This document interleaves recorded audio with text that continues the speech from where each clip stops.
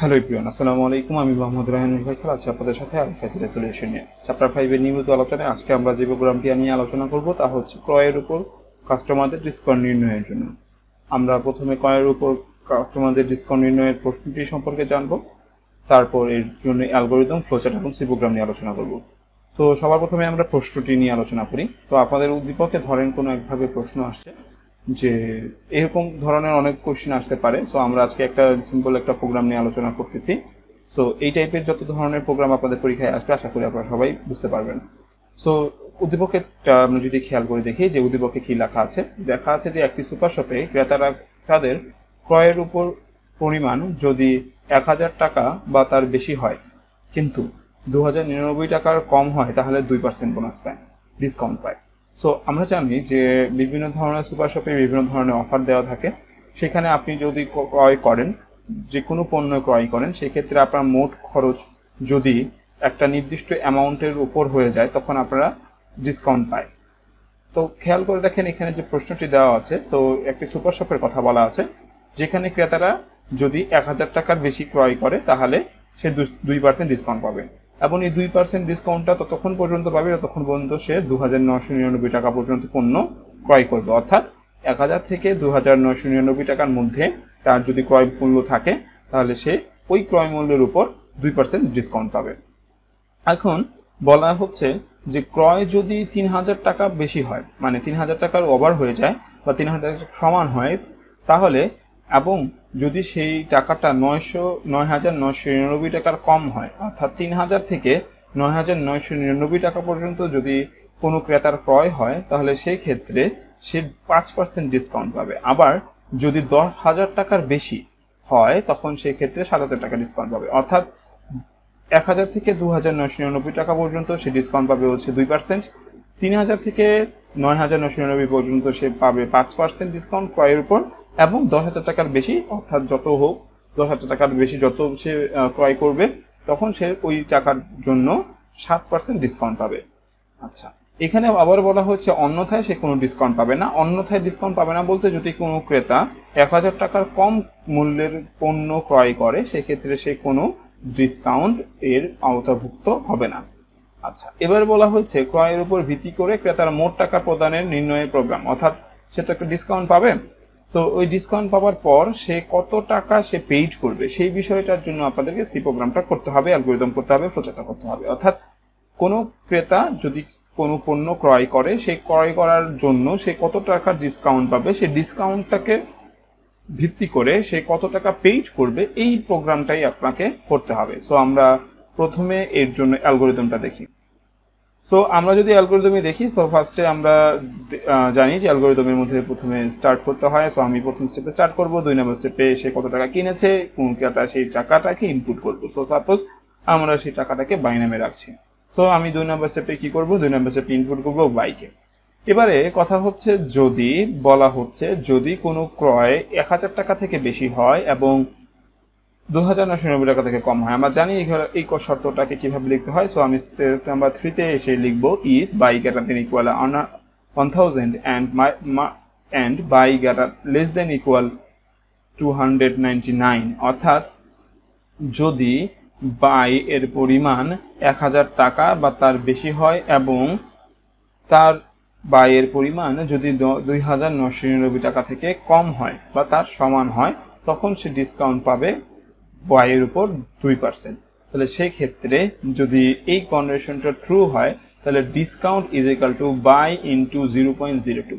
এখানে ব্যয়ের উপর অর্থাৎ ক্রয় মূল্যের উপর যেহেতু 2% বোনাস পাবে সেহেতু আপনার ডিসকাউন্টের হিসাবটা ক্রয় মূল্যের সাথে ওই ডিসকাউন্টের পরিমাণের গুণ হবে, অর্থাৎ বাই ইনটু হবে ডিসকাউন্টের পরিমাণ।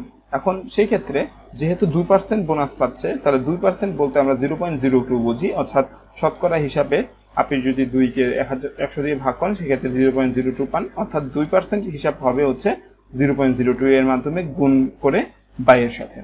আর যদি সেই কন্ডিশনটা ট্রু না হয় অর্থাৎ কোনো বাই এর পরিমাণ যদি 1000 টাকা থেকে 2999 টাকার মধ্যে না হয় তখন আমরা পরবর্তী স্টেপে যাব। এখন পরবর্তী স্টেপে যদি আপনার বাই 3000 টাকা সমান বা তার থেকে বেশি হয় অর্থাৎ is by greater than equal 3000 and by less than equal 9,999, অর্থাৎ যদি বাইয়ের পরিমাণ 3,000 টাকার সমান বা বেশি হয় এবং যদি বাইয়ের পরিমাণটা 9,999 টাকা থেকে কম হয়, সেই ক্ষেত্রে সে ডিসকাউন্ট পাবে কত?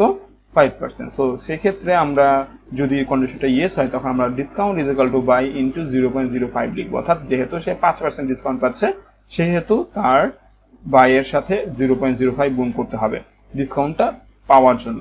আর যদি এই কন্ডিশনটা ট্রু না হয়, অর্থাৎ যদি সে 3,000 টাকা থেকে শুরু করে 9,999 টাকার মধ্যেও তার ক্রয় মূল্য না থাকে, তখন আমরা পরবর্তী স্টেপে যাব। তো পরবর্তী স্টেপে আমরা লিখব যদি তার বাইটা কি হয় 10,000 টাকা থেকে বেশি হয় বা তার সমান হয়, অর্থাৎ if by greater than equal 10,000, অর্থাৎ যদি বাইটা 10,000 টাকার সমান বা বেশি হয় তখন আমরা দেখতেছি ডিসকাউন্ট পাই হচ্ছে 7%। তো yes, discount is equal to by into 0.07, অর্থাৎ 7%-এর হিসাব আমরা করতেছি। এখন যদি এই কন্ডিশনটা ট্রু না হয় তাহলে আমি পরবর্তী স্টেপে যাব। যেহেতু আমরা 1,000 টাকা থেকে 10,000 টাকা পর্যন্ত আমরা গণনা করে ফেলছি, অর্থাৎ 1,000 থেকে 2,999 পর্যন্ত 2%, 3,000 থেকে 9,999 পর্যন্ত 5% এবং 10,000 টাকার সমান বা তার যত বেশি হোক সেই ক্ষেত্রে সে 7% বোনাস পাচ্ছে। কিন্তু যদি এই কন্ডিশনগুলো একটাও ট্রু না হয়, অর্থাৎ সে 1,000 টাকা থেকে 10,000 বা তার থেকে বেশি পণ্য ক্রয় না করে, তাহলে সেই ক্ষেত্রে সে কিন্তু কোনো ডিসকাউন্ট পাবে না, অর্থাৎ তার ক্রয় মূল্য যদি 1,000 টাকা থেকে কম হয় থেকে কিন্তু কোনো ডিসকাউন্ট পাবে না। সেই ক্ষেত্রে আমরা লিখবো স্টেপ 6-এ ডিসকাউন্ট ইজ ইকুয়াল টু 0। এবার আমরা তো ডিসকাউন্টের হিসাব করে ফেলছি, কারণ আমরা প্রতিটা ক্রেতার জন্য ক্রয় মূল্যের উপর ভিত্তি করে তার ডিসকাউন্টটা বের করতে পারবো। এবারে কাজ হচ্ছে সে কোনো ক্রেতা ডিসকাউন্ট পাওয়ার পর সে কত টাকা পে করবে সেই জিনিসটা আমরা বের করবো। তাহলে পে হিসাবটা হবে কি, বাই যত টাকা করেছে তার থেকে ডিসকাউন্টটা মাইনাস হয়ে যাবে, অর্থাৎ যত টাকা বাই করেছে ডিসকাউন্টটা কি হবে, বিয়োগ হয়ে যাবে। দেন সে পে এর মানটা পেয়ে যাবে এন্ড দেন সেটাকে কি করবো আমরা প্রিন্ট করে দেখাবো, অর্থাৎ প্রিন্ট হচ্ছে pay K, and then step 9-এ আমি কাজটা দিয়ে এন্ড করবো। তো এই হচ্ছে আমার অ্যালগরিদম। এখন আমরা এর জন্য হচ্ছে ফ্লো চার্ট তৈরি করবো। তো আমরা জানি ফ্লো চার্ট তৈরি করতে হয় কিভাবে। আমরা প্রথমে স্টার্ট করব, তারপর হচ্ছে ইনপুট করব, ইনপুট করার জন্য হচ্ছে সামান্তরিকের চিহ্ন, তারপর হচ্ছে কন্ডিশনকে আমরা ডায়মন্ড রকেটের চিহ্নের মধ্যে লিখি। এই কন্ডিশন যদি ট্রু হয় তাহলে সেই ক্ষেত্রে ডিসকাউন্ট হবে বাই ইন্টু 0.02, আর যদি নো হয় তাহলে আমাদের পরবর্তী ডিসকাউন্টে চলে যাবো। এখন ওই ডিসকাউন্টটা যদি ডিসকাউন্টটা ট্রু হয় তখন আমরা এই স্টেপে চলে যাব, আর যদি ফলস হয় তাহলে আমরা এই স্টেপে চলে যাব। এখন এটা যদি ট্রু হয় তাহলে এই স্টেপে, অর্থাৎ discount is equal to by into 0.07, আর যদি সেটা রং হয় তাহলে ডিসকাউন্ট পেয়ে যাবে। এবার আমরা যেহেতু এখানে আউটপুট আকারে অনেকগুলো আউটপুট পাচ্ছে তাদেরকে আমরা একত্র করবো এবং একত্র করে শেষমেশ আমরা তাকে সেখান থেকে পে এর মানটা বের করবো। তো পে এর মানটা বের করার পর আমরা পে এর মানটা আয়তাকার আকৃতির চিহ্নের মাধ্যমে লিখতেছি, এরপরে আমরা প্রিন্ট করব পে কে, এন্ড দেন আমাকে কি করতে হবে, এন্ড করতে হবে। এই হচ্ছে আপনার ফ্লোচার্টটা। এখন চলে আসে আমাদের সি প্রোগ্রামে। আমরা জানি যে সি প্রোগ্রামের জন্য আপনাদেরকে কিভাবে সি প্রোগ্রাম করার জন্য আমাদের অ্যাপস লাগে, সেই অ্যাপসটার নাম হচ্ছে কোড ব্লকস। তো আমরা কোড ব্লকস অ্যাপসের মাধ্যমে এই প্রোগ্রামটা করব। তো আমরা কোড ব্লকসটা ওপেন করব।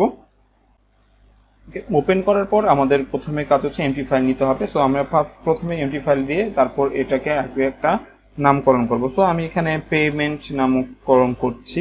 সো পেমেন্ট নামে আমি এই প্রোগ্রামটা করতে চাচ্ছি। এবার কাজ হচ্ছে আমাকে ফার্স্টে, আমরা জানি সি প্রোগ্রামের শুরুতে কি করতে হয়, ইনক্লুড আকারে লিখতে হয়। সো এখানে আমরা প্রথমে ইনক্লুড stdio.h এই হেডার ফাইলটি লিখবো। এরপরের লাইনে হচ্ছে আমাদেরকে মেইন ফাংশন কল করতে হবে। সো মেইন ফাংশন কল করার পূর্বে মেইন ফাংশনের জন্য একটা ডেটা টাইপ আমাকে লিখতে হবে। সো এখানে আমরা ইন্টিজার আকারে মেইনকে লিখলাম। এবারের কাজ হচ্ছে আমাদের সেকেন্ড ব্র্যাকেট দিয়ে মেইন ফাংশনটাকে শুরু করব। এখন কথা হচ্ছে যে আমাদের এখানে প্রথমে মেইন ফাংশনের কাজ হচ্ছে ঘোষণা করা। সো ঘোষণা অংশে আমাদেরকে পুরো প্রোগ্রামে কারা কারা ব্যবহার করা হচ্ছে সেই বিষয়ে আলোচনা করতে হবে।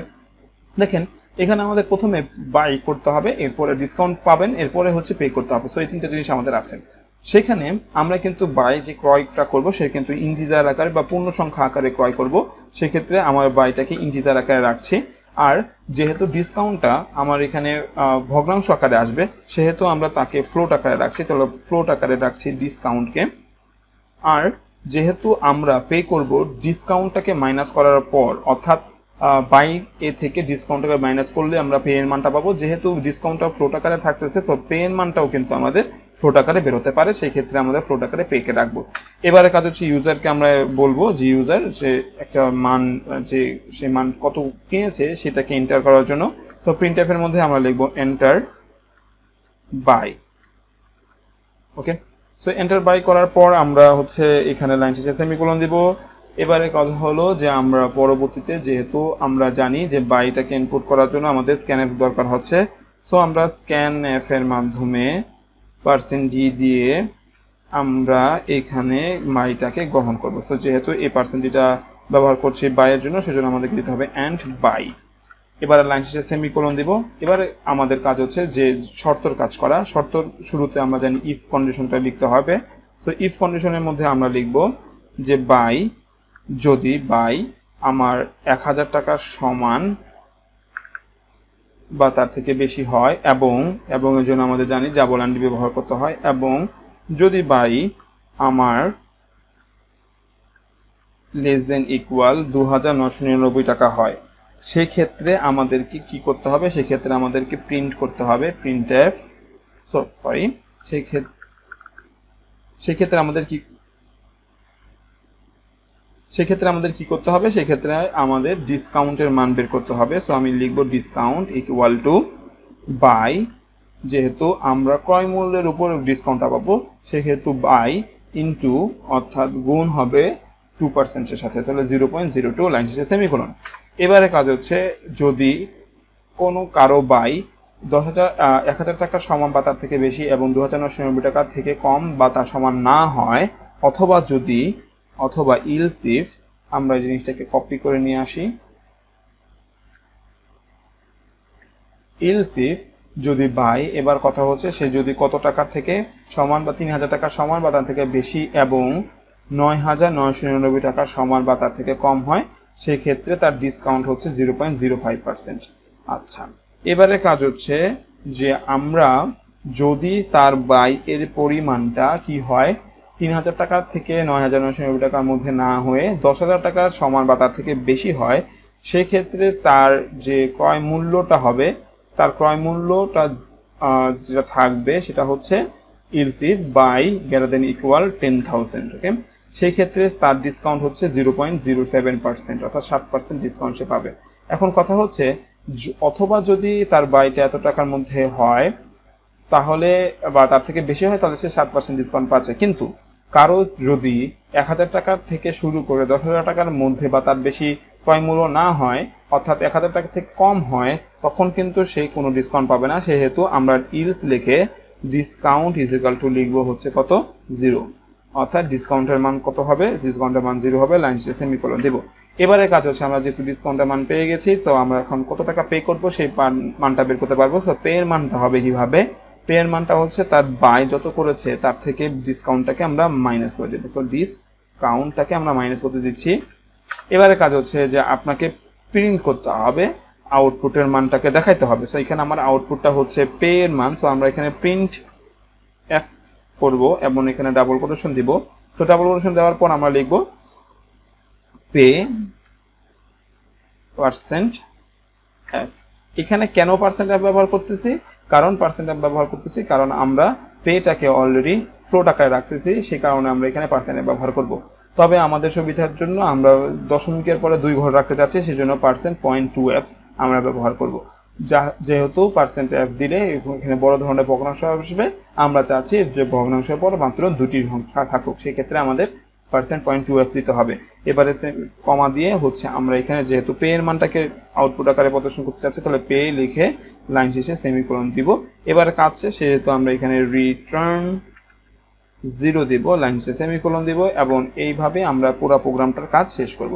তো প্রোগ্রামটাকে আমরা সেভ করলাম, সেভ করার পর এটাকে বিল্ড এন্ড রানে দিলাম। এবার আমাদের যে আউটপুট আছে সেই আউটপুট কিন্তু দেখাচ্ছে যে এন্টার বাই, অর্থাৎ কত টাকা সে কিনেছে। তো আমি ধরে নিই যে আমি 1500 টাকা কিনেছি। তো 1500 টাকার পণ্য যদি আমি কিনি, সেই ক্ষেত্রে আমি ডিসকাউন্ট কত পাবো সেই হিসাবটা কিন্তু আমাকে দেখাই দিবে। অর্থাৎ আমাকে পে করতে হবে 1470 টাকা, অর্থাৎ আমি 30 টাকা ডিসকাউন্ট পেয়েছি। সেটা কিসের উপর ভিত্তি করে, এই যে যত পার্সেন্ট আমি কিনেছি তার উপর ডিপেন্ড করে আমরা কিন্তু ডিসকাউন্টের মানটা পেয়ে যাব। সেম একইভাবে আমরা যদি ধরেন যদি আমি 2150 টাকা কিনি, সেক্ষেত্রে কিন্তু আমি ডিসকাউন্ট পাচ্ছি 2107 টাকা, অর্থাৎ আমাকে পে করতে হবে 2107 টাকা, 2150 টাকা দেওয়ার পর। সো এভাবে করে আমি যদি ধরেন আমি 599 টাকা ক্রয় করেছি, 599 টাকা ক্রয় করলে কিন্তু আমাকে পে করতে হবে 599 টাকাই, কারণ আমি কিন্তু কোনো ডিসকাউন্ট পাইনি, যেহেতু 1000 টাকা থেকে কম। সো আমরা এইভাবে ইজিলি কত টাকা বাই করার পর কত টাকা পে করব সেই বিষয়টা কিন্তু ইজিলি বের করতে পারি। সো এই হচ্ছে আমাদের প্রোগ্রামটা। আশা করি প্রোগ্রামটা সবাই বুঝতে পেরেছেন। যদি না বুঝতে পারেন তাহলে আমাকে অবশ্যই কমেন্ট করে জানাবেন। আজকের ক্লাসে এই পর্যন্তই থাকবে। আমরা ইনশাআল্লাহ নেক্সট ক্লাসে আবারও নতুন কোনো বিষয় নিয়ে আলোচনা করব। সেই পর্যন্ত সবাই ভালো থাকেন, সুস্থ থাকেন। আসসালামু আলাইকুম।